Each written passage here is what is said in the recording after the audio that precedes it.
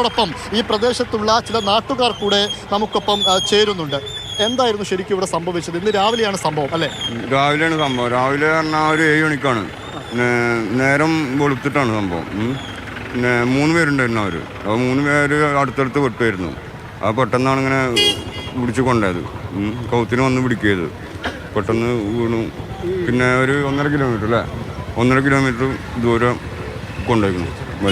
ഗഫൂർ മാത്രമായിരുന്നു ആ സമയത്ത് അവിടെ ഉണ്ടായിരുന്നത്? മറ്റാരെങ്കിലും ഒക്കെ ഉണ്ടായിരുന്നു? അല്ല, 3 ടാപ്പിങ്ങുകാരുണ്ടായിരുന്നു. അതിലൊരാളാണ് കടിച്ചു കൊണ്ടുപോയത്. മറ്റൊരു ഓടി രക്ഷപ്പെട്ടു ഭയന്ന്. അവർ ഈ കടിച്ചു കൊണ്ടുപോകുന്നവർ കണ്ടോ? അവർ കണ്ടതാണ്. അവരാണ് പറയുന്നത് ആദ്യം കടുവയാണെന്ന്. അതെ അതെ. പിന്നെ ഇവരെല്ലാ ദിവസവും ഈ സമയത്ത് ടാപ്പിങ്ങിന് വേണ്ടിയിട്ട് അവിടെ വരുന്ന ആൾക്കാരാണ്. നേരത്തെ എന്തെങ്കിലും പ്രശ്നം ഇവർക്ക് അങ്ങനെ ഉള്ളതായിട്ട് പറഞ്ഞിരുന്നു? അങ്ങനെ നേരത്തെ കടുവയെ കണ്ടതോ? അറിയില്ല. നേരത്തെ തന്നെ ഉണ്ട് എന്നുള്ളതാണ്. പിന്നെ ഒരു 2 കൊല്ലമായിട്ട് ഇവിടെ കടുവയുടെ സാന്നിധ്യം ഉണ്ട് എന്നുള്ളത് പിന്നെ ജനങ്ങളെല്ലാം പറഞ്ഞതാ. ആടുകളെയും പട്ടികളെയും പിന്നെ ഒരുപാട് മൃഗങ്ങളൊക്കെ, വളർത്തു മൃഗങ്ങളെ ഒരുപാട് കൊണ്ടുപോയതാ. അപ്പോൾ ഇത് ഫോറസ്റ്റ് ഡിപ്പാർട്ട്മെന്റിൽ ഇതിന് പിന്നെ അപേക്ഷയും കാര്യങ്ങളൊക്കെ കൊടുത്തതാ. അവർ പിന്നെ അതിന് തക്കതായിട്ടുള്ള ഒരു മറുപടിയോ കാര്യങ്ങളോ ഒന്നും ഇതുവരെ ചെയ്തിട്ടില്ല. ഒരു മനുഷ്യജീവൻ പോയപ്പോൾ മാത്രം അവർക്ക് ഇങ്ങനത്തെ ഒരു കുടുംബത്തിൻ്റെ അത്താണി തന്നെയാണ് നഷ്ടപ്പെട്ടത്. ഈ വളർത്തുമൃഗങ്ങളെയൊക്കെ നേരത്തെ ആക്രമിച്ച് കൊലപ്പെടുത്തി പോയിട്ടുണ്ടോ? ഇഷ്ടം പോലെ പോയിട്ടുണ്ട്. ആടുകളൊക്കെ ഒരുപാട് പോയിട്ടുണ്ട്. നിരന്തരമായിട്ട് നമ്മൾ DFO ഇവരെ അറിയിക്കാറുണ്ടായിരുന്നു. ഫോറസ്റ്റ് ഡിപ്പാർട്ട്മെന്റിൽ നമ്മൾ അറിയിക്കാറുണ്ടായിരുന്നു. ഇവിടുത്തെ ആൾക്കാരൊക്കെ അറിയിക്കാറുണ്ടായിരുന്നു. ഇപ്പോൾ ഈ പ്രതിഷേധത്തിനൊടുവിൽ എന്ത് പറഞ്ഞതിന് ശേഷമാണ് ഇപ്പോൾ ഈ മൃതദേഹം കൊണ്ടുപോകാൻ സമ്മതിച്ചത്? എന്തുറപ്പിന്റെ പേരിലാണ്? അത് കറക്റ്റ് നമുക്കറിയില്ല. അത് അവരെന്താ ഡിപ്പാർട്ട്മെന്റ് എന്താ പറഞ്ഞതെന്ന് നമുക്കറിയില്ലല്ലോ. നമ്മൾ പുറത്ത് നിൽക്കുന്ന ആൾക്കാരല്ലേ. അപ്പോൾ അവർ MLAയും പിന്നെ സബ് കളക്ടറും ഇവരെന്താണ് പറഞ്ഞതെന്ന് നമുക്കറിയില്ല. അത് വലിയ പ്രതിഷേധം നാട്ടുകാരുടെ ഭാഗത്തു നിന്നുണ്ട്. ഇപ്പോൾ അല്പം ഇവിടെ അങ്ങിങ്ങായിട്ട് ഇതൊരു വലിയ ദൂരം, അതായത് നമ്മൾ ഈ വാഹനം നിർത്തിയിരുന്ന പ്രധാനപ്പെട്ട റോഡിൽ നിന്നും ഒരുപാട് ദൂരം മുകളിലേക്ക് കയറിയിട്ട് വേണം ഈ റബ്ബർ തോട്ടത്തിലേക്ക് പോവാൻ. അങ്ങിങ്ങായി വലിയ പ്രതിഷേധം ഇവിടെ ഉണ്ടായിരുന്നു. ഇപ്പോഴും ആളുകളൊന്നും ഇവിടെ ഒന്നും വിട്ട് പോയിട്ടുമില്ല. ഇപ്പോൾ ചില ആളുകൾ കൂടെ നമുക്കൊപ്പം ചേരുന്നുണ്ട്. ഈ പ്രദേശത്തുകാർ തന്നെയാണ്. ഇപ്പോൾ എന്ത് ഉറപ്പിൻ്റെ അടിസ്ഥാനത്തിലാണ് മൃതദേഹം ഇപ്പോൾ നാട്ടുകാർ വിട്ടു നൽകിയിട്ടുള്ളത്?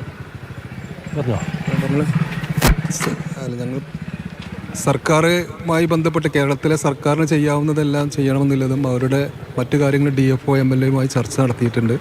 ജനങ്ങൾ ഏറ്റവും പ്രയാസകരമായ സ്ഥിതിയിലാണ് ഇന്ത്യയിലാകെ. ഇതിൻ്റെ നിയമം മാറ്റിയാലേ എന്തെങ്കിലും ഇടപെടൽ നടത്താൻ കഴിയുമെന്നുള്ള രൂപത്തിലാണ് നിൽക്കുന്നത്. ജനങ്ങളുടെ ജീവനും സുരക്ഷിതത്വം കൊടുക്കണമെന്നില്ല തന്നെയാണ് ഞങ്ങളെല്ലാവരെയും അഭിപ്രായം. ഇപ്പോൾ ഈ അരുൺ സക്കറിയുടെ നേതൃത്വത്തിലുള്ള ഒരു സംഘം ഇങ്ങോട്ടേക്ക് എത്തുന്നുണ്ട്. അവർ കൂടുവെച്ച് ഇതിനെ കടുവയെ പിടിക്കും എന്നൊക്കെയാണ് പറയുന്നത്. കടുവയാണെങ്കിൽ അതിലെന്താ തോന്നുന്നത്? കടുവയെ പിടിക്കേണ്ട പിന്നെ നരഭോജിയായ കടുവയെ പിടിച്ച് അതിന് വേണ്ട കാര്യങ്ങൾ ചെയ്യാൻ സർക്കാർ തീരുമാനം എടുക്കും. എൻ്റെ വകുപ്പ് മന്ത്രി അടക്കം അതിന് തീരുമാനങ്ങൾ എടുക്കും എന്നാണ് തോന്നുന്നത്. ഇവിടെ നല്ലൊരു തീരുമാനം തന്നെയാണ് ഇപ്പോൾ കൈക്കൊണ്ടിട്ടുള്ളത്. ജനങ്ങളെ പ്രതിഷേധത്തിൻ്റെയൊക്കെ ഭാഗമായിട്ട് നമുക്കറിയാം, കേന്ദ്ര വനം വകുപ്പിൻ്റെ നടപടികളാണല്ലോ ഇതിന് ഏറ്റവും വലിയ പ്രശ്നം. സംസ്ഥാന സർക്കാരിന് ചെയ്യാൻ കഴിയുന്നതിൻ്റെ ഒരു പരിധി ഉണ്ടല്ലോ. സംസ്ഥാന സർക്കാർ ചെയ്യാൻ കഴിയാവുന്ന എല്ലാം ചെയ്യും എന്നുള്ളത് ഇവിടെ രേഖപ്പെടുത്തിയിട്ടുണ്ട്. DFO ആ ഉറപ്പ് വന്നിട്ടില്ല.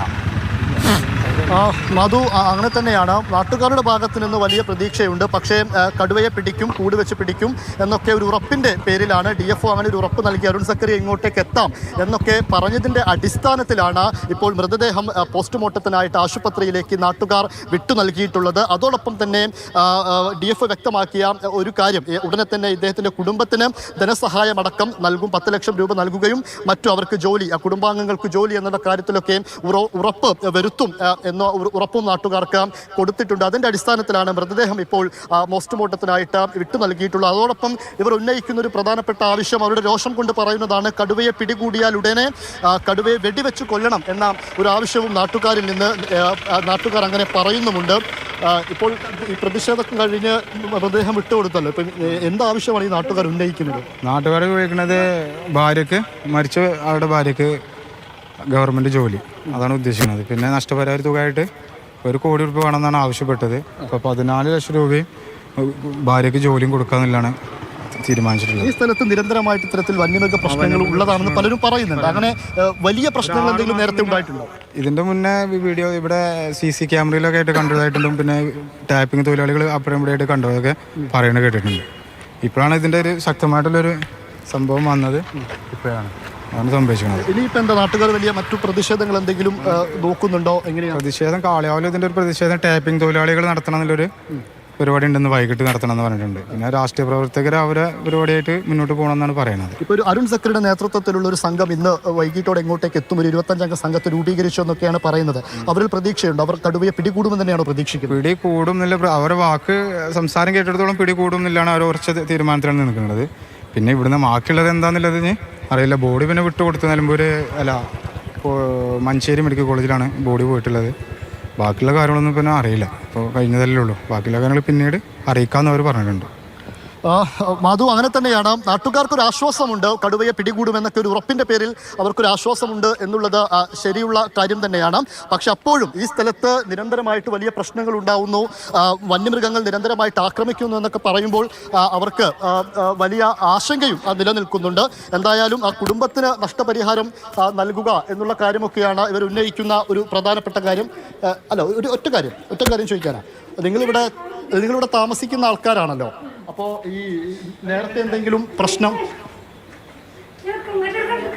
ഓക്കെ, അവർക്ക് അങ്ങനെ പ്രതികരിക്കാൻ താല്പര്യമില്ല. നമ്മളിവിടെ താമസിക്കുന്നവരാണ് എന്നുള്ള രൂപത്തിലാണ് അവരുടെ അടുത്തേക്ക് കാര്യങ്ങൾ ചോദിക്കാൻ എത്തിയത്. പക്ഷെ പ്രതികരിക്കാൻ താല്പര്യമില്ല എന്നതുകൊണ്ടാണ്.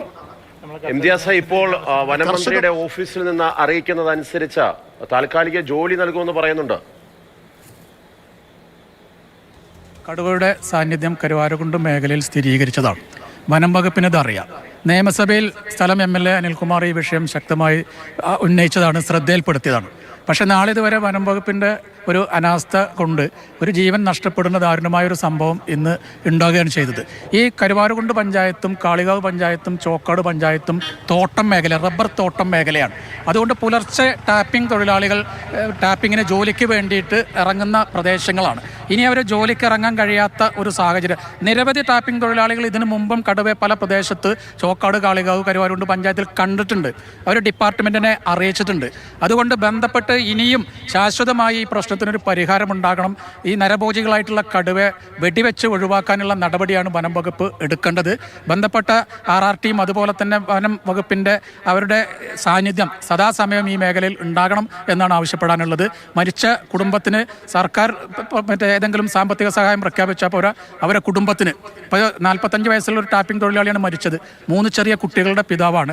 ഒരു സ്ട്രോക്ക് വന്ന മാതാവാണ് അവർക്ക് ഉള്ളത്. അതുകൊണ്ട് അവർക്ക് ഞങ്ങൾ മനസ്സിലാക്കുന്നത് ബാങ്കിൽ നിന്ന് വലിയ വായ്പ എടുത്ത് റബ്ബർ പാട്ടത്തിന് എടുത്ത് ടാപ്പിങ്ങിന് വേണ്ടി വന്നതാണ് ഈ പ്രദേശത്ത്. അവരുടെ സാമ്പത്തിക ബാധ്യത ഏറ്റെടുക്കാൻ വേണ്ടി സർക്കാർ തയ്യാറാകണം. അവർക്ക് അതുപോലെ തന്നെ അവരുടെ കുടുംബത്തിന് ആശ്രിതർക്ക് സ്ഥിരം ജോലി നൽകാനുള്ള സംവിധാനം കൂടി ഉണ്ടാക്കണം. അതാണ് പ്രതികരണം. നേരത്തെ പറഞ്ഞതുപോലെ തന്നെ താൽക്കാലിക ജോലി നൽകാമെന്നൊക്കെ വനംവകുപ്പ് ഓഫീസിൽ നിന്ന് നേരത്തെ തന്നെ മന്ത്രി AK ശശീന്ദ്രൻ അടക്കമുള്ളവർ പറഞ്ഞിട്ടുമുണ്ട്. DFO അത് സ്ഥിരീകരിക്കുകയും ചെയ്തു. ഞാനിപ്പോൾ നടക്കുന്ന ഈ വഴിയിലൂടെയാണ് അങ്ങോട്ടേക്ക് എത്തേണ്ടത്. അതായത് ഏകദേശം ഒരു 3 കിലോമീറ്ററോളം നടന്നിട്ട് വേണം, അങ്ങനെ വലിയ വാഹനങ്ങൾക്കൊന്നും ഇതുവഴി വരാനുള്ള ഒരു സാഹചര്യമില്ല, നടന്നിട്ട് വേണം അങ്ങോട്ടേക്ക് എത്താൻ. അങ്ങനെ അവിടെ റബ്ബർ തോട്ടത്തിലെത്തി ആ പ്രദേശത്ത് വെച്ച് അദ്ദേഹം അവിടെ എത്തിയ സമയത്ത് ഇന്ന് പുലർച്ചെയാണ് സംഭവം നടക്കുന്നത്. കടുവ ആക്രമിക്കുകയായിരുന്നു. ഒപ്പം 3 സുഹൃത്തുക്കൾ ഈ ഗഫൂറിൻ്റെ കൂടെ ഉണ്ടായിരുന്നു. അങ്ങനെ കടുവയുടെ ആക്രമണം ഉണ്ടായ സമയത്ത് തന്നെ ഒപ്പമുള്ള 3 ആളുകൾ ഒന്നും ചെയ്യാൻ കഴിയാതെ ഓടി രക്ഷപ്പെട്ടു എന്നാണ് നാട്ടുകാർ പറയുന്നത്. പക്ഷേ ഈ കടുവയുടെ ആക്രമണത്തിന് ഗഫൂർ കീഴടങ്ങുകയായിരുന്നു. 200 മീറ്ററോളം കടുവ ഗഫൂറിനെ വലിച്ചു കൊണ്ടുപോയിട്ടുമുണ്ട്. അങ്ങനെ വലിച്ചു കൊണ്ടുപോയി ഒരു പ്രദേശത്തേക്ക്, അതായത് തൊട്ടടുത്ത് 200 മീറ്റർ അപ്പുറത്താണ് കണ്ടെത്തിയത്. നിങ്ങളിപ്പോൾ ആ പ്രദേശത്ത് നിന്ന് വരികയാണല്ലേ? ഒരുപാട് ദൂരം ഇനിയും അങ്ങോട്ടേക്ക് പോകാനുണ്ട്. ഇവിടെ പുലി പിടിച്ച സ്ഥലത്തേക്ക് കുറച്ചുകൂടി കയറി പോകാണ്ട്, കയറി പോകണം, കുറേ മേലെയാണ്. ഇത് നിരന്തരമായിട്ട് ആ സ്ഥലത്ത് അങ്ങനെ പ്രശ്നം ഉണ്ടാവാറുണ്ട്. ഇവിടെ ഒരുപാട് ആൾക്കാർ കണ്ടിട്ടുണ്ട്, ഇതിനെ കണ്ടിട്ടുണ്ട്. പക്ഷേ നേരത്തെ കണ്ട സമയത്ത് ഇത് വനംവകുപ്പ് ഉദ്യോഗസ്ഥരെ അറിയിച്ചിട്ടുണ്ട്. ഫോറസ്റ്റുകാരോട് വന്നിട്ടില്ല എന്റെ അഭിപ്രായത്തിൽ. ഇവരും ഇത് നമ്മളിപ്പോൾ അവരുടെ ഒന്ന് പറയും, ഓലാതെങ്ങനെ ചെവി കേൾക്കും, ഒരു ചെവി കൂടി വിട്ടുപോകും, അത്ര. ഇതിപ്പോ ഒപ്പം 3 പേരുണ്ടായിരുന്നു അല്ലേ? പക്ഷെ ഒന്നും ചെയ്യാൻ പറ്റാത്തൊരു നിസ്സായാവസ്ഥയിലായി. അതെ. അപ്പോൾ ഒരുമിച്ച് ഒരു വെട്ട് വരും. ഇപ്പോൾ ഒരാളെ അപ്പുറത്തും ഒരാളെ അപ്പുറത്തൊക്കെ ആയിട്ട് അങ്ങനെ പോയിരിക്കുകയാണ്. അതിനിടയിലാണ് ആളെ തൂക്കിക്കണത്. പ്രതിഷേധമൊക്കെ അവസാനിച്ചു. അവിടെ ജനങ്ങളുണ്ട്. ഓല് പിന്നെ അവരെ വൈഫിന് പൈസ കൊടുക്കുക പറഞ്ഞാൽ അങ്ങനെ ഇതാക്കിയിരിക്കുകയാണ്. വ്യക്തമായിട്ട് അറിയില്ല. അവിടെ ഇനി ആൾക്കാരുണ്ട്, ബന്ധപ്പെട്ട ആൾക്കാർ അവിടെ ഉണ്ട്. ഓക്കെ. എന്തായാലും നാട്ടുകാരെല്ലാം വലിയ രീതിയിലുള്ള രോഷമൊക്കെ പ്രകടിപ്പിക്കുന്നുണ്ട്. ഈ വഴി കടന്ന് ഇനിയും ഏകദേശം 1 കിലോമീറ്ററോളം നടന്നു തന്നെ വേണം അങ്ങോട്ടേക്ക് പോകാൻ. വലിയ വാഹനങ്ങൾ ഒരുപക്ഷെ അങ്ങോട്ടേക്ക് എത്താനുള്ള ഒരു സാധ്യതയുമില്ല. ഫോറസ്റ്റിൻ്റെ തന്നെ വാഹനങ്ങളൊക്കെയാണ് നേരത്തെ ഇങ്ങോട്ടേക്ക് കയറി പോയിട്ടുമുള്ളത്. എന്തായാലും കൂടുതൽ കാര്യങ്ങൾ നേരത്തെ A P Anilkumar MLA, DFO അതുപോലെ തന്നെ CCFൻ്റെ ഉദ്യോഗസ്ഥയായിട്ടുള്ള ഉമ ഒക്കെ മാതൃഭൂമി ന്യൂസിനോട് ഇക്കാര്യങ്ങൾ വിശദീകരിച്ചു. പ്രശ്നങ്ങൾ പരിഹരിക്കും, കടുവയെ പിടികൂടും, കുടുംബത്തിന് വേണ്ട സൗകര്യങ്ങൾ സഹായമൊക്കെ ചെയ്യും എന്നൊക്കെ തന്നെയാണ് അവർ നൽകിയിരിക്കുന്ന ഒരു ഉറപ്പ്. എന്തായാലും കൂടുതൽ പ്രതികരണങ്ങൾ, കൂടുതൽ വിശദാംശങ്ങൾ നമുക്ക് എടുക്കേണ്ടതുമുണ്ട്. മാധു.